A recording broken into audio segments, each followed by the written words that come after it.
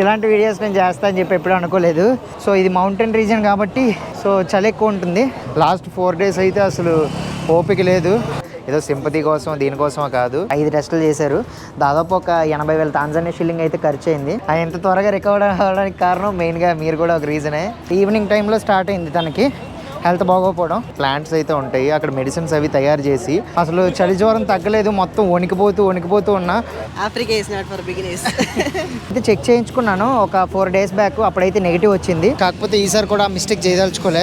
కొన్ని దోమలు అయితే కుట్టినా పెద్ద పట్టించుకోలే. నెక్స్ట్ ఏమైందంటే జస్ట్ ఇమ్యూనిటీ లెవెల్ తగ్గిపోతుంది కొంచెం, దాన్ని టాబ్లెట్స్ యాంటీబయాటిక్స్ అలా తీసుకుంటే కనుక సెట్ అయిపోతుంది. ఏదైనా దగ్గరలో ఉన్న క్లినిక్కి వెళ్ళి బ్లడ్ టెస్ట్ అన్ని చేయించుకోండి. 22 కంట్రీస్లో ఎప్పుడు నేను సిక్ అవ్వలేదు. 22 కంట్రీస్లో ఎప్పుడు ఒక్కసారి కూడా నేను హాస్పిటల్కి వెళ్ళలేదు. హాయ్ ఫ్రెండ్స్, నేను మీ Mani. Welcome to my channel. At present మనం తాంజానియా కంట్రీ ఆరుషా అనే చిన్న టౌన్లో ఉన్నాం.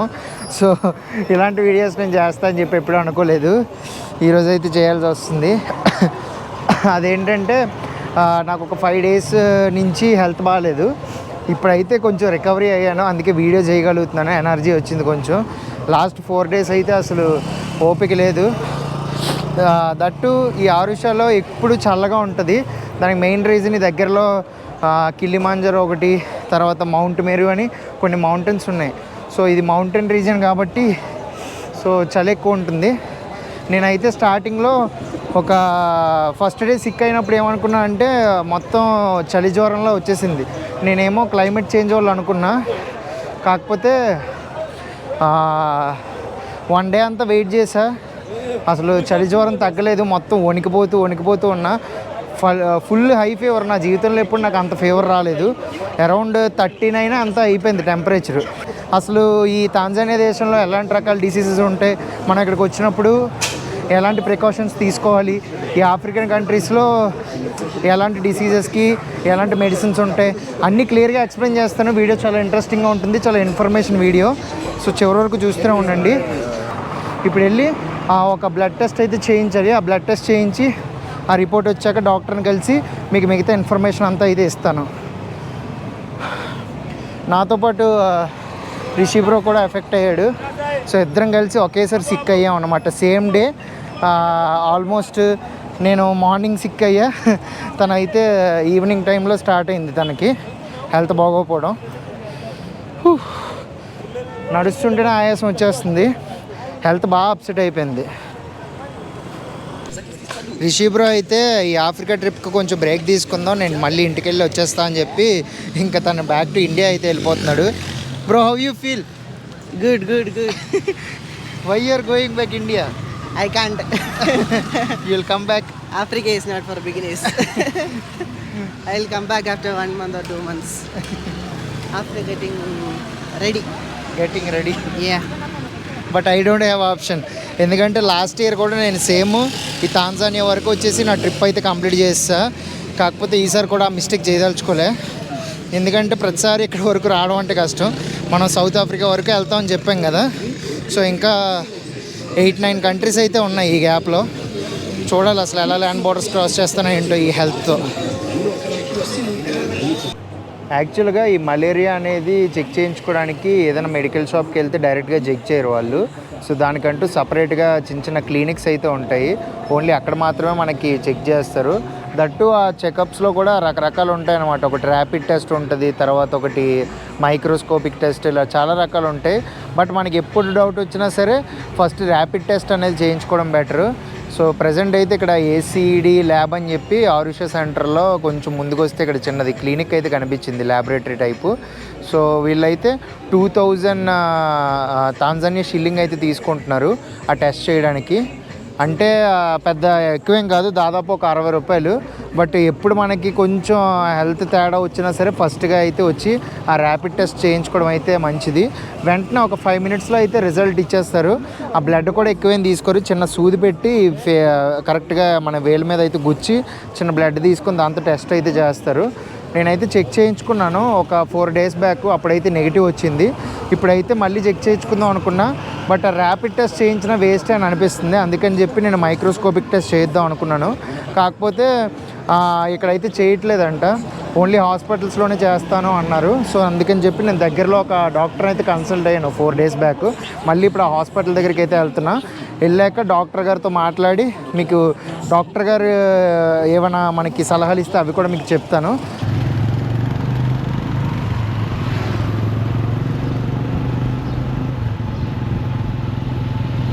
ప్రజెంట్ అయితే నేను రోషన్ పాలీక్లినిక్ అని చెప్పి ఒక చిన్న క్లినిక్ దగ్గరికి వచ్చాను.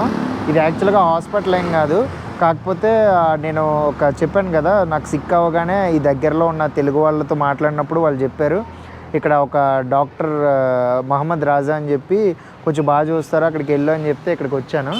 సో అతనిదే అనమాట ఇది రోషన్ పాలీక్లినిక్ అని చెప్పి ఒక 4-5 ఉన్నాయి ఈ ఆరుషా టౌన్లోనే. సో చిన్న క్లినిక్కే, చాలా పెద్దదేం కాదు, కాకపోతే మనకి బ్లడ్ టెస్ట్లు గట్రా అన్నీ చేస్తారు ఇక్కడ. డాక్టర్ కన్సల్టేషన్ ఫీ అరౌండ్ ఒక 10,000 తాంజానియా షిల్లింగ్ ఉంటుంది, అంటే ఒక 330 రూపీస్. మనకి మళ్ళీ సపరేట్ మిగతా టెస్ట్లు ఏమైనా బ్లడ్ టెస్ట్ ఇవన్నీ అయితే సపరేట్గా ఉంటాయి. మినిమం ఒక టెస్ట్ చేయించుకోవాలంటే 500 రూపీస్ దాకా పడుతుంది మన డబ్బుల్లో. ఎక్కడ అయితే లేక్స్ ఉంటాయో ఆ దగ్గరలో ఎక్కువ దోమలు ఉంటాయి. సో నేను స్టే చేసిన ప్లేస్ కూడా ఒక కొంచెం మారుమూల ప్లేస్ అనమాట, అంటే ఒక ఫారెస్ట్ టైప్లో ఉంటుంది వాళ్ళ ఇల్లు. నేను స్టే చేసిన హోస్ట్ వాళ్ళ ఇల్లు. అక్కడ ఏంటంటే రాత్రిపూట చాలా ఎక్కువగా ఉండేవి దోమలు. నేను అంత పెద్దగా ఏం పట్టించుకోలే, మనకి ఇమ్యూనిటీ మంచిగా ఉంటుంది కాబట్టి ఎప్పుడు ఈ 22 కంట్రీస్లో ఎప్పుడు నేను సిక్ అవ్వలేదు. ఈ 22 కంట్రీస్లో ఎప్పుడు ఒక్కసారి కూడా నేను హాస్పిటల్కి వెళ్ళలేదు. కాకపోతే ఏంటైందంటే ఆల్మోస్ట్ నేను ఒక 120-130 రోజుల నుంచి ట్రిప్ అయితే చేస్తున్నాను. సో దానివల్ల నాకు కొంచెం ఎక్కువ టైం బయట ఉండడం వల్ల నాకు కొంచెం రెసిస్టెన్స్ సరిపోలేదన్నమాట. సో ఏంటంటే కొన్ని దోమలు అయితే కుట్టినా పెద్ద పట్టించుకోలే. నెక్స్ట్ ఏమైందంటే ఒక 4-5 days తర్వాత నాకైతే షివరింగ్ స్టార్ట్ అయింది. షివరింగ్ స్టార్ట్ అయ్యి తర్వాత బాడీలో టెంపరేచర్ చేంజ్ అవ్వడం, మళ్ళీ చలి రావడం, మళ్ళీ వేడవడం.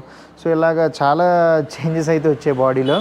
వెంటనే అప్పుడు నేను డాక్టర్ దగ్గరికి వస్తే నాకు చెప్పింది ఏంటంటే నీకు మలేరియా అయితే ఏం లేదు, కంగారు పడకు అని అన్నారు. ఎందుకంటే నేను ర్యాపిడ్ టెస్ట్ ఒకటి చేయించుకున్నాను డాక్టర్ దగ్గరికి రాకముందే. ఒక క్లినిక్ దగ్గరికి వెళ్ళి 2000 తాంజానియా షిల్లింగ్ ఇచ్చి ర్యాపిడ్ టెస్ట్ అయితే చేయించుకున్నాను. మీకు వీడియోలో ఇందాక చూపించాను కదా ACD అని చెప్పి ఒక క్లినిక్. అక్కడికి వెళ్ళాను, టెస్ట్ చేయించుకున్న తర్వాత వాళ్ళు ఏమన్నారంటే మలేరియా ఏం లేదు, నెగిటివే వచ్చింది ర్యాపిడ్ టెస్ట్లో అన్నారు.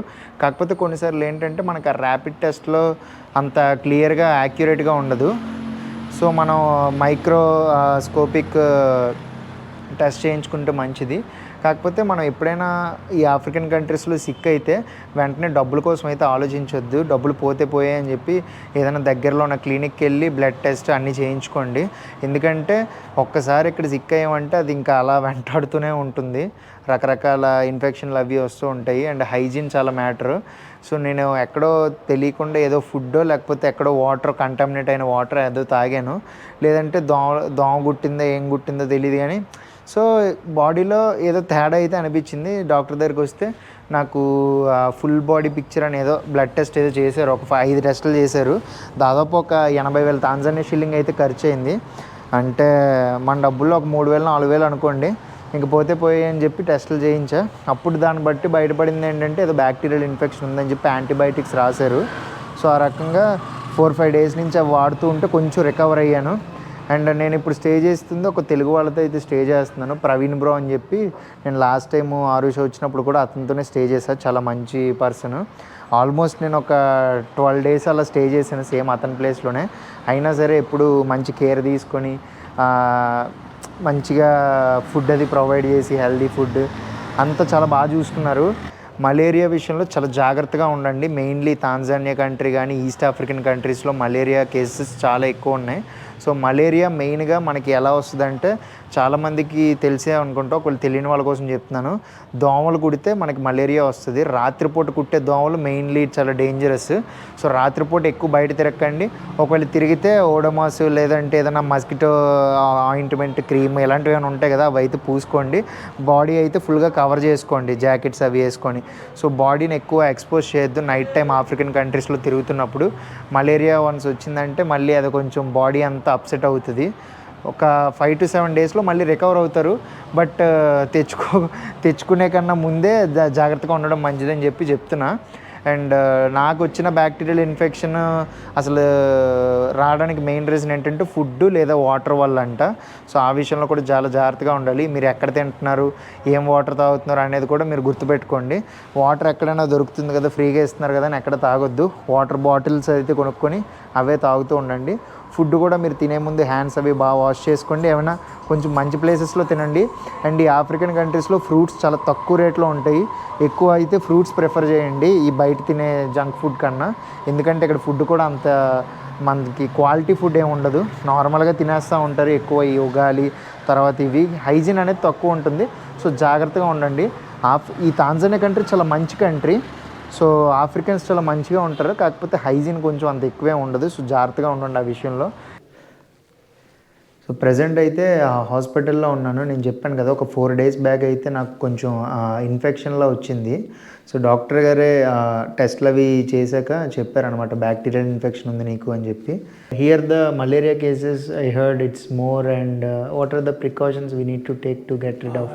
I think malaria is quite prevalent in Tanzania and other East African countries, but luckily Arusha doesn't have very high prevalence of malaria, especially because of the high altitude. Because high altitude is not compatible for malaria vectors to survive. So we are lucky enough. But of course, when you come to Tanzania, you certainly do not come to Arusha. You go to lake regions like Dar es Salaam, Tanga, or Mwanza. There we have beautiful beaches. So when you are in the lake region, chances of getting malaria become high. So usually vectors dawn to dusk, like female Anopheles mosquito bite spreads this. And it's not that with every bite you get malaria, okay? Because there's a life cycle of malaria. Sometimes you come here, you are exposed, and when you go back home, you manifest, okay? And when you are sleeping, most of the good hotels, they are protected, but some budget class hotels, they have nets. It's and those better, nets are insecticide protected nets. It's better to be in the net, okay? And even Zanzibar region has very high prevalence of malaria.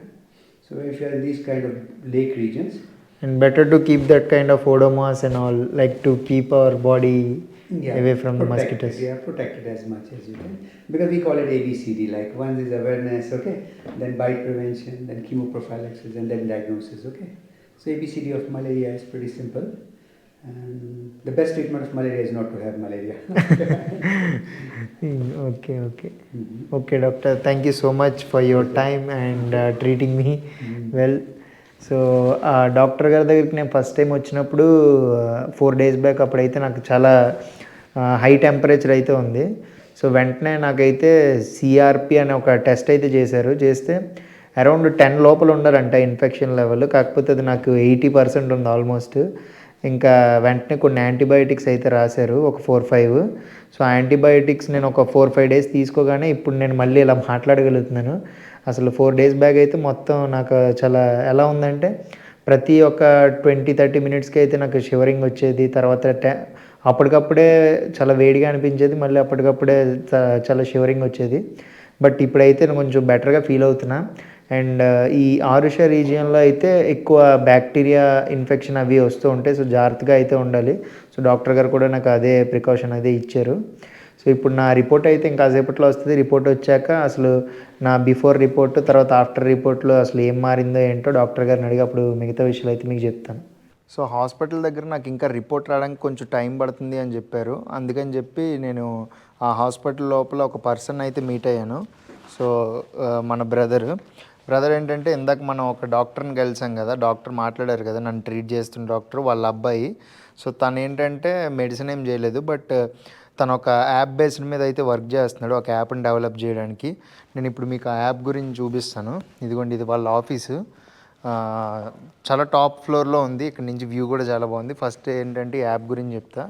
ఇదేంటంటే health.iq అని చెప్పి మనం కొన్ని questions అయితే అడుగుతుంది ఈ app install చేయగానే.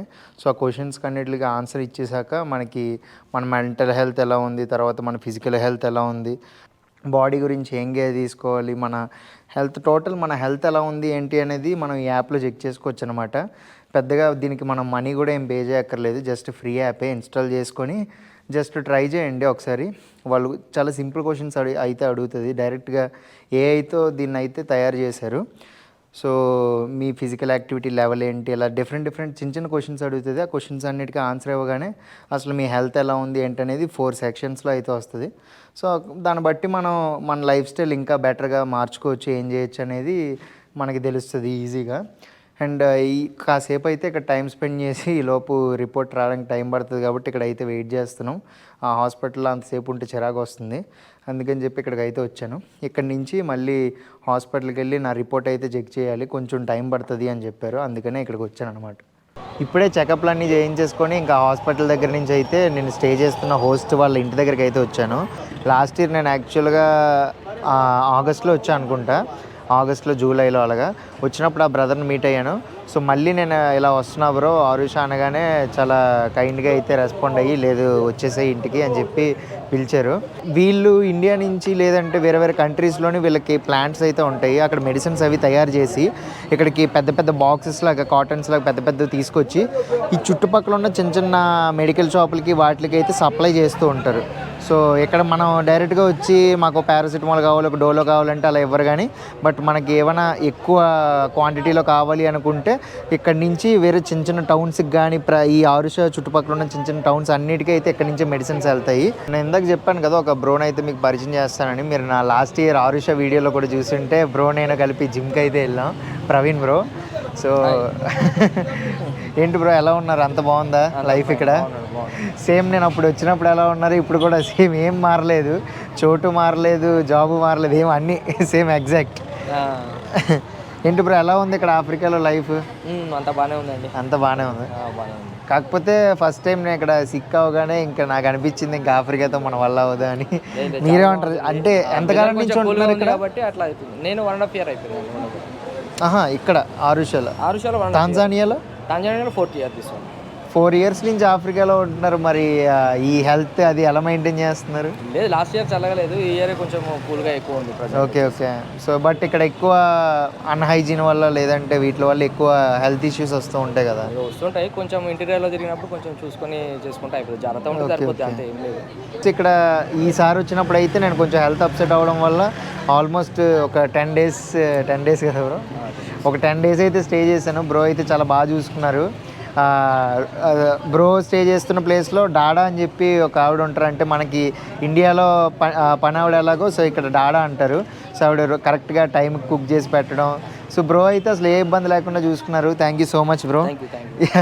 ఎంత త్వరగా రికవర్ అవ్వడానికి కారణం మెయిన్గా మీరు కూడా ఒక రీజనే, లేదంటే అసలు ఈ ఆఫ్రికాలో అసలు వన్స్ సిక్ అయ్యామంటే ఇంకా బ్యాక్ టు ఇండియా వెళ్ళిపోవాల్సిందే. బట్ బ్రో ఏంటంటే ఫార్మాలో పనిచేస్తారు కాబట్టి మనకి ఏ మెడిసిన్ ఏ టైంకి వేసుకోవాలి, తర్వాత ఏ మెడిసిన్ ఎలా వర్క్ అవుతుంది అన్నీ అయితే క్లియర్గా చెప్పారు. సో 5 days నేను యాంటీబయాటిక్స్ ఇవన్నీ వాడడం వల్ల మళ్ళీ గెట్ బ్యాక్ అవ్వగలిగాను. సో ఇందాకే చూపించాను కదా హాస్పిటల్కి వెళ్ళి రిపోర్ట్ అది తీసుకున్నా. సో డాక్టర్ ఏమన్నారంటే వైట్ బ్లడ్ సెల్స్ ఎక్కువ ఉన్నాయి, మిగతా ఇన్ఫెక్షన్ అయితే తగ్గింది అని అన్నారు. బట్ ఆ వైట్ బ్లడ్ సెల్స్ వల్ల ఏమైనా ఇబ్బంది ఉంటుందా బ్రో? ఇప్పుడు జస్ట్ ఇమ్యూనిటీ లెవెల్ తగ్గిపోతుంది కొంచెం, దాన్ని టాబ్లెట్స్ యాంటీబయాటిక్స్ అలా తీసుకుంటే కనుక సెట్ అయిపోతుంది. అంటే నేను ఇంకా కంటిన్యూ చేయొచ్చు కదా, వన్స్ ఇన్ బిట్వీన్ ఒకసారి బ్లడ్ టెస్ట్ మళ్ళీ ఒకసారి చేయించుకుంటే better.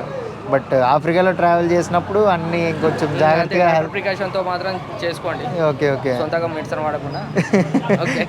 Okay thank you so much bro. మళ్ళీ ఇంకా ఈసారి తాంజానియాలో కాదు ఇండియాలో కలుద్దాం, తప్పకుండా వైజాగ్ రావాలి మీరు. Thank you so much. Okay bro bye. చూసారు కదా ఈ వీడియోలో చాలా వరకు ఇన్ఫర్మేషన్ అయితే ఇవ్వడానికి ట్రై చేశాను. సో ఆఫ్రికా ట్రిప్ చేసినప్పుడు మాత్రం చాలా జాగ్రత్తగా ఉండండి. ఏ ఆఫ్రికన్ కంట్రీకి వెళ్ళినా సరే హెల్త్ ఇష్యూస్ అవి ఎక్కువ వస్తూ ఉంటాయి. మెయిన్గా నేను ఈ వీడియో చేయడానికి రీజన్ ఏంటంటే ఏదో సింపతి కోసం దీనికోసమో కాదు, బట్ ఆఫ్రికాకు వచ్చినప్పుడు చాలా జాగ్రత్తగా ఉండాలి. ఈవెన్ ఎంత ఎక్కువ తిరిగే ట్రావెలర్ అయినా సరే, ఎంత ట్రావెలింగ్ అలవాటు ఉన్నా సరే చాలా ఇబ్బందులు అనేవి వస్తూ ఉంటాయి ట్రావెలింగ్లో ఉన్నప్పుడు. చాలాసార్లు హెల్త్ అప్సెట్ అవుతూ ఉంటుంది. ఇప్పటికీ చాలాసార్లు నాకు హెల్త్ అప్సెట్ అయింది, బట్ నేను ఎప్పుడైతే ఏ వీడియోలోనే ఎక్కడ మెన్షన్ చేయలేదు. బట్ ఇక్కడ మెయిన్గా ఈ ఆఫ్రికాలో మీకు మెన్షన్ చేయడానికి గల రీజన్ ఏంటంటే ఇక్కడ ఎక్కువ ఈ తర్వాత టైఫాయిడ్, మలేరియా ఇలా చాలా డిసీజెస్ అయితే ఉంటాయి. సో జాగ్రత్తగా ఉంటారని చెప్పి వీడియో అయితే చేస్తున్నాను. సో హైజీన్ అయితే బాగా ఫాలో అవ్వండి. అండ్ మన రిషి బ్రో అయితే తిరిగి ఇండియా వెళ్ళిపోతున్నాడు. ఈరోజు ఇక్కడి నుంచి కెన్యా అయితే వెళ్తాడు. కెన్యా వెళ్ళి కెన్యా నుంచి మళ్ళీ ఇండియాకి అనమాట. ఆల్మోస్ట్ ఒక 1 month తర్వాత అయితే మళ్ళీ కలుస్తా అంటున్నాడు. మరి చూడాలి. You will come again after 1 month. Sure. Yeah, sure. In Zambia. In Zambia. జాంబియాలోనో లేదంటే జింబాంబేలోనో కొన్ని కంట్రీస్ అయితే అనుకున్నాం మళ్ళీ కలిసి ట్రావెల్ చేద్దామని. తనకి ఇప్పుడు అంటే ఈ టైంలో కేరళలో ఫెస్టివల్ ఉంటుంది, దట్టు తన ఫ్యామిలీ ఫంక్షన్స్ అయితే ఉన్నాయంట కొన్ని. సో హెల్త్ ఎలాగో కొంచెం అప్సెట్ అయింది కదా, మొత్తం ఇంక అన్నిటికీ ఇంటికి వెళ్తే సెట్ అయిపోద్ది, కొంచెం ఇంట్లో రెస్ట్ తీసుకొచ్చి చెప్పి ఇంక వెళ్ళిపోతున్నాడు. So almost how much you spend for flight ticket from Nairobi to your place? 20,000 to Kochi, to Bangalore. Bengaluru. Yeah. So Nairobi నుంచి బెంగళూరుకి అరౌండ్ ఒక 20,000 రూపాయలు అయితే పడింది. తను ఏంటంటే తను ఆల్రెడీ కెన్యా ఈటీఏ తీసుకున్నాడు. సో ఇంకా అది 90 days వ్యాలిడిటీ లోపలే ఉంది. అందుకని చెప్పి ఇక్కడి నుంచి అయితే దాదాపు 35,000 రూపాయలు పడుతుంది ఫ్లైట్కి. అందుకనే తను కెన్యా వెళ్ళి అక్కడ ల్యాండ్ బోర్డర్ క్రాస్ చేసి కెన్యా వెళ్ళి అక్కడి నుంచి అయితే ఫ్లైట్ తీసుకుని వెళ్తున్నాడు. Okay bro, happy journey, go safe and will catch up again in some other African countries. Okay, so అది మ్యాటర్. వీడియో అంతా మీకు క్లియర్గా ఎక్స్ప్లెయిన్ చేశానని అనుకుంటున్నాను. డాక్టర్ గారిని కలిసిన తర్వాత మన మెడికేషన్ గురించి అన్నీ మీకు చెప్పాను. ఒకవేళ బోరింగ్ అనిపించుంటే ఏమనుకోవద్దు. బట్ ఆఫ్రికా వీడియోస్ అన్నీ అదిరిపోతాయి. మధ్యలో ఇథియోపియా వీడియోస్ ఆపి ఇంటరప్ట్ చేసి వీడియో పెట్టడానికి రీజన్ ఏంటంటే, సో హెల్త్ గురించి అప్డేట్ ఇద్దాం, తర్వాత ఇక్కడ ఎలా సర్వ్ అవ్వాలి ఏంటనేది చెప్దాం అని చెప్పి వీడియో చేశా. ఈ వీడియో అయితే మీకు నచ్చిందని అనుకుంటున్నాను. సో నచ్చితే మన ఛానల్ సబ్స్క్రైబ్ చేసుకోండి. మళ్ళీ ఇంకొక అద్భుతమైన వీడియోతో కలుసుకుందాం. Until then, bye bye.